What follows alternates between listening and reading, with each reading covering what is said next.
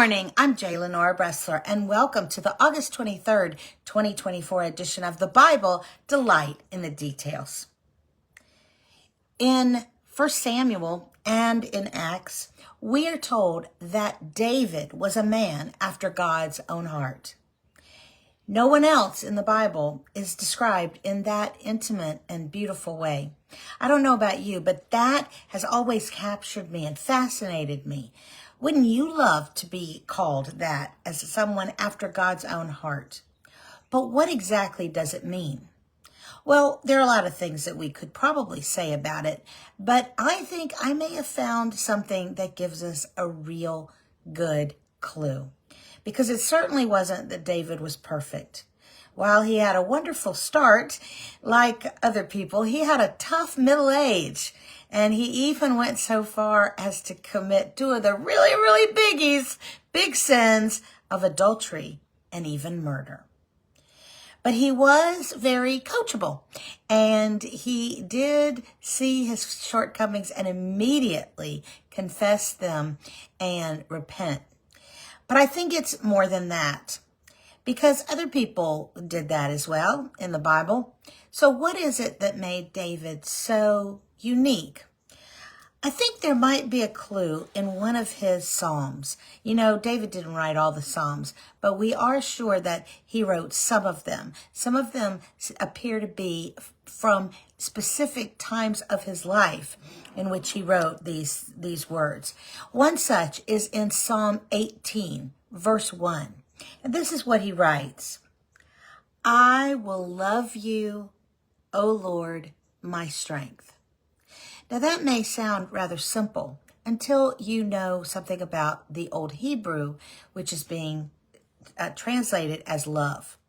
This is actually a word, racham, R-A-C-H-A-M. Now, it does not just mean I love you, like I love you, I like you, I find you attractive, I'm affectionate towards you and devoted to you. No, this has a much richer meaning. It is much better to be translated as cherished, honored, something that you would sacrifice everything for.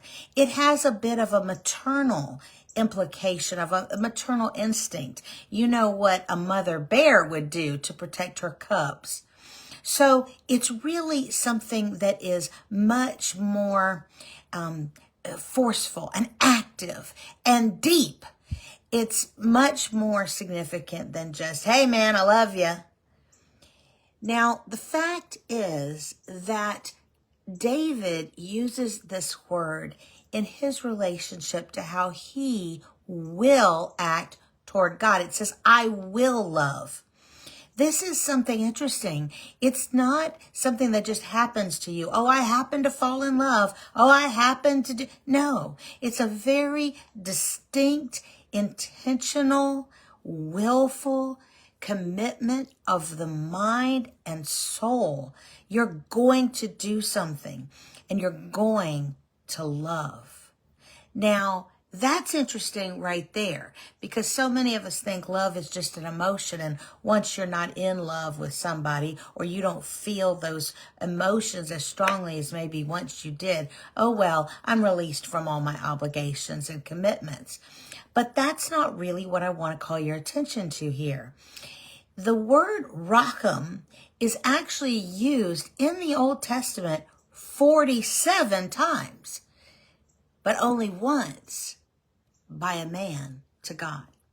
46 of those times is from God to a man.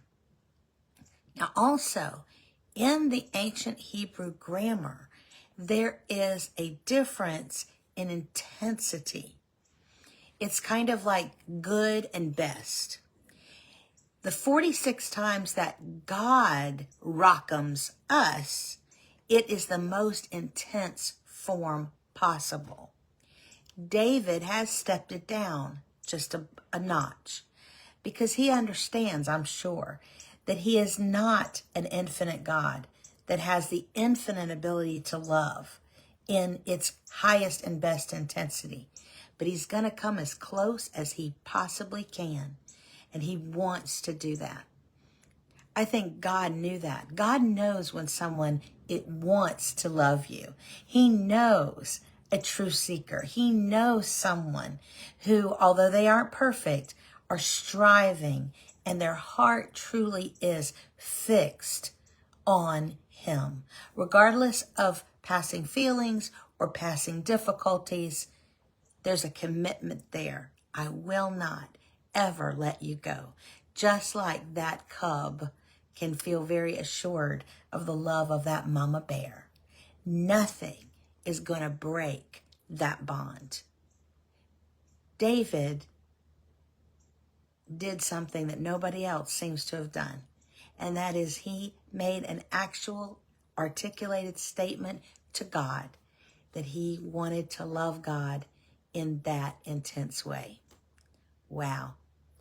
Would that we all had that same commitment and intent. I'm J. Lenora Bressler. Visit me on the next edition of the Bible, Delight in the Details. Have a great day.